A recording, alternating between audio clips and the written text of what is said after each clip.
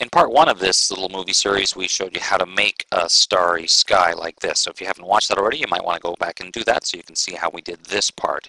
And there were a couple of variations in that first movie. Now we want to take it a little step further to see what else we can do to make it look a little, perhaps a little more dramatic, and then actually add it in to an image.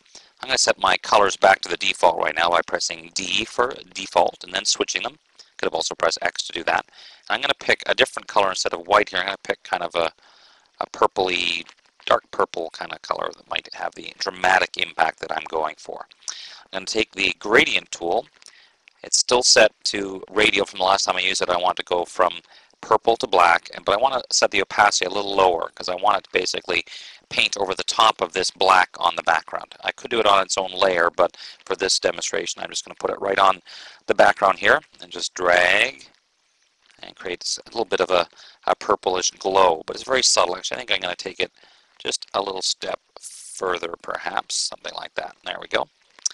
Now, I have another image already sitting over here waiting for a new sky. You can see it's very much of a daytime photo. So let's do this. Let's attempt to select the sky. I'm going to use the magic wand and hold on the Shift key to basically add into my selection so that ultimately I will get the entire sky selected. If I had more time, I'd be very careful to make sure I had all these bits and pieces, but for now that looks like it'll do the trick. So I'm just going to stick with that for a moment, then go back to our other image. Now keep in mind I have two layers here and I want to keep them separate, so I'm just going to do this.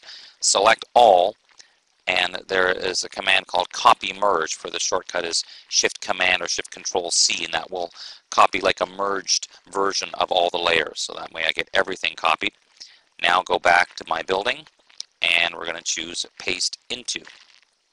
So then we'll get our starry sky there. Now I deliberately use paste into because it creates a mask, but I can still move things, so I can shift this up a little bit. I want to get a little bit of that kind of purple in there a little bit more.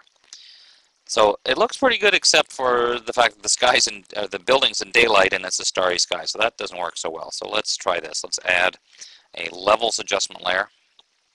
And let's see if we can't darken things up a little bit so it looks more like it's during the evening even there. So we'll just pull some of these sliders in, make things darker, something like that. Now I could go pretty dramatic at first to the point where it looks pretty dark, something like that. But I want it to look a little bit more realistic, so a simple thing we could do is simply take our paintbrush, just go ahead and get a small little brush that happens to be around the size of these lights, and we'll just paint with black on our adjustment layer mask so it looks like these lights are kind of turned on. And then if we wanted to, of course, we could go in here. I'll just lower the opacity of my brush down because I want to see this front part of the building a little more than we can right now because the levels adjustment made it really quite dark, something like that. We might just lighten that's a little bit too much. Make the opacity even lower and just put a little bit of light on the very top, something like that.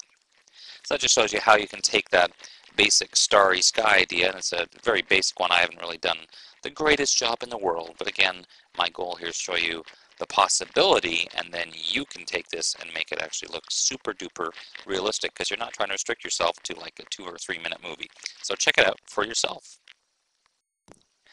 Well, this is Dave Cross, and if you watched the part 1 of this movie, you just know what's coming, don't you? I mean, you know it. You just had to know it, didn't you? I mean, I'm sure you did. See you next time.